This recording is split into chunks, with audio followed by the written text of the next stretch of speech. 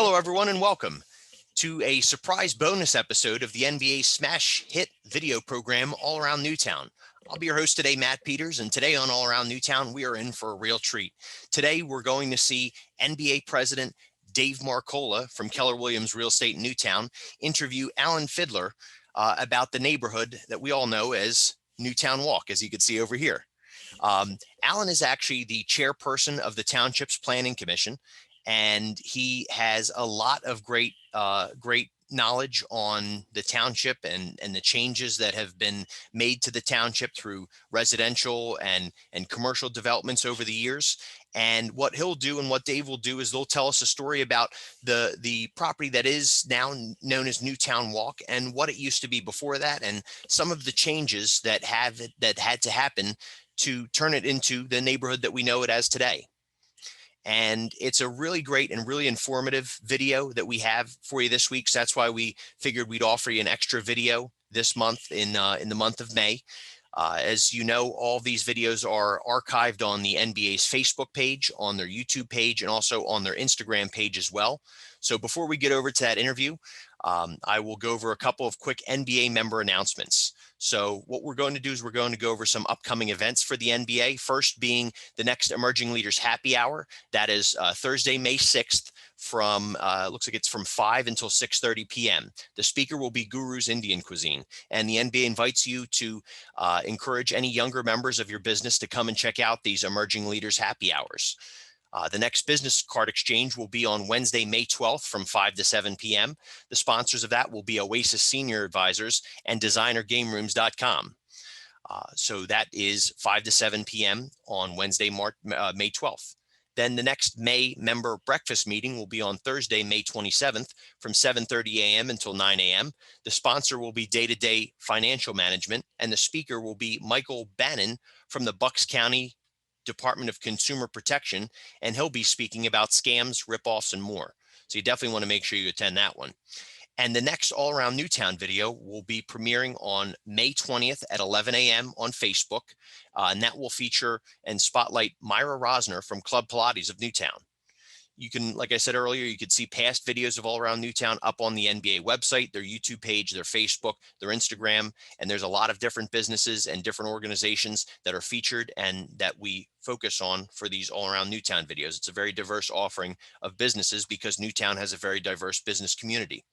Also, we have a Save the Day announcement for you for June 20th. The NBA Father's Day Car Cruise will start at 2 p.m. on that day, and the car cruise will travel through Newtown, and it will be open for registration for cars and for sponsorships, which are still available to all NBA members. That's all online on their website, newtownba.org. And the deadline for the sponsorship purchase is May 21st. The deadline to register cars is June 11th. So make sure you get over to the NBA website and register to be a sponsor or register to have your car be a part of that car cruise. We also have the NBA Business School podcasts on the website as well. And they're also on Anchor, Spotify, or wherever else you get your podcasts. If you'd like to be a part of a future podcast, we ask that you contact Rodney Warner if you're interested in being a part of a future episode. Last NBA member announcement we have is to opt in for text reminders from the NBA by texting the phrase NBA to the number 844-574-6291. You can also find the number on the NBA website, newtownba.org. So back to what this week's video is about.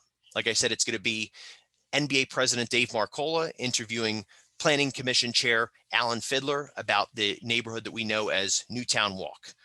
So before we get down to that interview, I just want to thank both of them for being a part of this month's special episode. I want to thank Allen for volunteering his time, and I want to thank Dave for taking the time to record this. And it's a really, really great and informative presentation and interview that they have, and it's something that really gives you something to think about. We're talking about a parcel of land that used to be something else. You'll get to figure out exactly what when you watch this video, but it used to be something else. And then through a lot of changes and through a lot of work with the township at that time, it was then turned into what we know now as a very beautiful neighborhood with very beautiful homes in it. So it's the lesson I want you all to take away from this video today is sometimes change can be good. And, it's not always easy. It's not always fun, but if you look at it the right way It can always be good, and there can always be a positive outcome to anything. So take that message of positivity with you into this wonderful video that they put on for us. Let's go and let's see Dave speak with Allen and learn a little bit more about the neighborhood of Newtown Walk and its history. Hey guys, Dave Marcolla here from Keller Williams Real Estate in Newtown, and as you can see behind me, we are at the beautiful Newtown Walk development, and we're here today talking with Allen. And Allen's family has owned this property here for many, many years, and we want to just talk a little bit about the history of the property. So, Allen, how long has your family been here? The family moved here in 1949. They came up from Tullytown area. They were farmers, and they purchased 95 acres for the Roberts Farm and began a farming operation as well as a nursery business. Yeah, and I think a lot of the folks that are local will remember the nursery. I remember it being here. How long did the nursery operate in this site? Well, the nursery actually started in 1952 with a few greenhouses. And then it was, I think, about 1960, Stanford said, you know, we're making more money in the nursery than we are in farming. So gradually he expanded the nursery operation, and we found area farmers to rent the acreage under cultivation. And that's how the nursery started, and been here ever since. Yeah, great. And the nursery, did it operate right up until the point that the development came to be? Yes, it did. My wife and I decided to purchase the nursery operation from Stanford and Mary, and we decided that we wanted to grow the business to allow our children, if they so desired, to also join the company. We incorporated in '77, and basically by the 1980s, we had our oldest son graduate from Penn State in ornamental horticulture, so he came on board as the grower. We had Becky graduate from Rider University as a accounting major. She did the books. Yeah. And youngest son, Steve, went to University of Maryland on a football scholarship, got hurt, decided to come back to the business and run the wholesale operation to landscape contractors. Interesting. And so then what brought about the opportunity for the division of the property to build these luxury townhomes? So how did that come to be? Well, the township had zoned the property for high-density residential back in the 90s, knowing that the business was most likely going to continue basically land banking the acreage, so that we continued the business, and we saw that going into the retail operation, opening a garden center, was a good opportunity for diversification. That being said, we realized that the competition got very strong for our independent garden center customers, with box stores coming into the marketing of plant material and gardening supplies. So many of our customers couldn't survive the small mom and pop operations. So we saw a shrinking customer base, and at the time the kids said, you know, Dad, we're not making as much money. We're not keeping as much money as we should. And I said, that's true. And so I decided to explore other opportunities. And one of the opportunities was to hire a consultant from California that came in and said, you need to have a year-round attraction, like maybe a Whole Foods, and share the property with them so that you could have year-round clientele. Sound reasonable? Ran the project by the township at the time, and they said, we don't want a store over here. You're zoned residential. And I said, you don't think that it would be better for the community to have more options for, you know, goods and services here in Newtown? At the time they said no. And I said, well, when when that became public, developers, because I made the mistake of saying something, I said, well, I guess you don't want our business here long term. And once that hit the airwaves, Ovanian, Orleans, Toll, and a few other lesser players contacted us. And the best thing we did was we hired counsel from Philadelphia to represent us. And the rest is history. It took quite a while to come up with a client that had the wherewithal to create what we envisioned as something that we wanted to be connected to. At the beginning, we determined that we weren't going to vacate the homestead. We were going to stay here, redo the farmhouse, and so we were very pleased that Toll followed through and built the kind of project that I think Newtown can be proud of. Yeah, absolutely.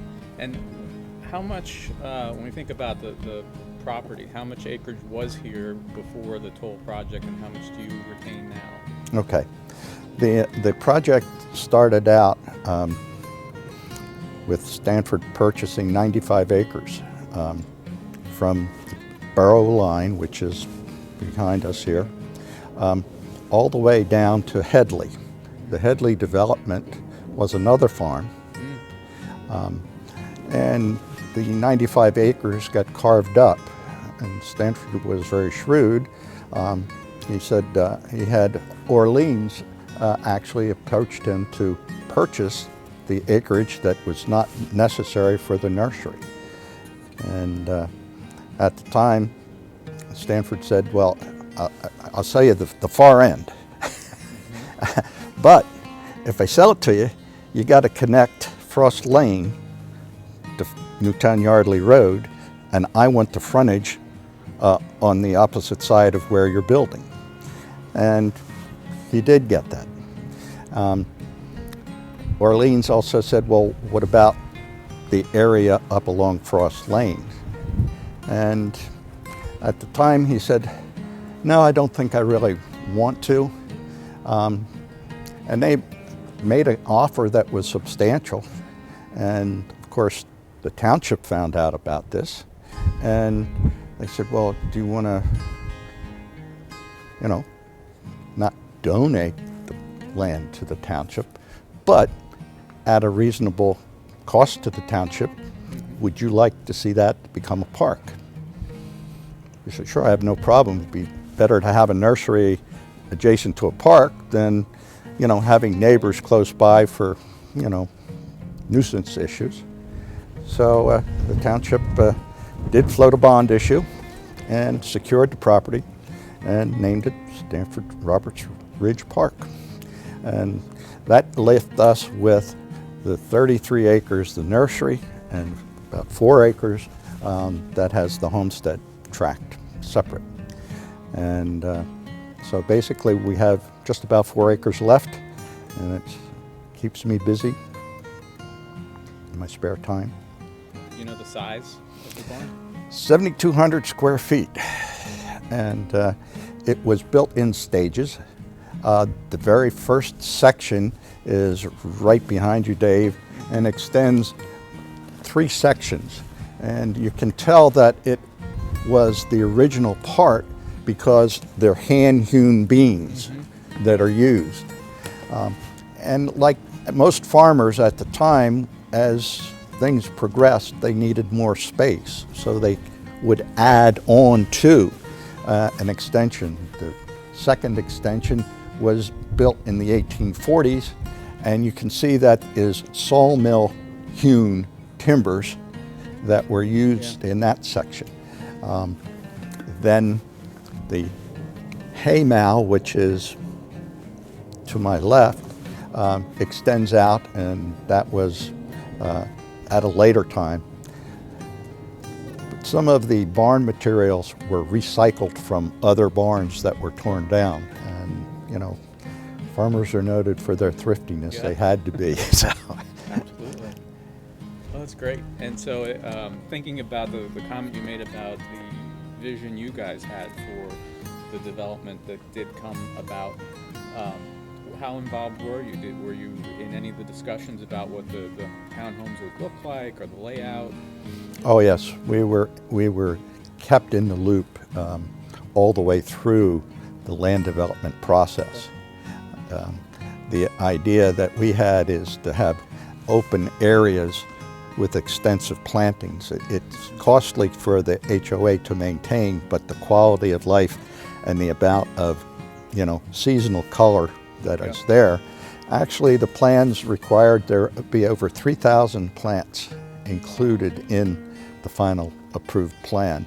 And they can be all forms and sizes of trees, shrubs, and bushes. But I think it is an attractive environment, and I'm very pleased that we have good neighbors. Yeah, I can say from experience, I sold one of the units here, 201, I think it was, in Worstel. And unfortunately, I made the mistake of letting their giant dog out, and he went running that way, up over the hill. So I went running that way, up over the hill. So I got to explore, and I never realized how it's a decent amount of property, and it's great that people who live here can take advantage of that right up into the park. And so it's very nicely done. You know how many homes? Is it around 100? 102. 102. The only vestige of the nursery operation that exists today is the pond, which was one of our primary irrigation sources. We developed a system to recapture a lot of our irrigation so that it didn't pollute downstream. We created, with the Soil Conservation District, the whole project, and the pond still is there. There's not a lot of water in it because naturally you don't have the amount of runoff going in to fill it. Yeah. But it's nice to see something that's still there. Yeah, absolutely. And what year did the project start and last unit built? Okay, they began, I think basically they took possession in 2005, and they finished about 2012, 11 or 12. It was a slow process. They did it in stages, and it was noisy and messy for quite a while, but it's nice and quiet and beautiful now. Yeah.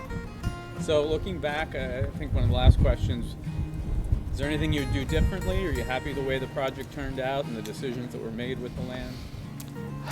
I don't think I would do anything differently. I'm just very, very blessed and thankful that I have good health and able to enjoy, the fruits of our labor and see the fruits of neighbors' labor. Yeah, absolutely. And I said that was the last question, but I forgot. I did want to ask, because there's a lot of different names of the streets and the alleys and the Worstel and the Palmer, and where did they come from? Are they people's names in the area? They were suggested by the township to incorporate some of the names that were common with Newtown Township, Newtown Borough, the history of the community. Okay, great. Well, we thank you for your time, Allen. This was very informative. I think too often we don't really know the history because things change so much, and we move forward and we take things for granted, and so it's always great to be able to really hear the background and the history of how our little area here in Newtown is developed. Thanks again for watching. Take care. Thank you, Dave.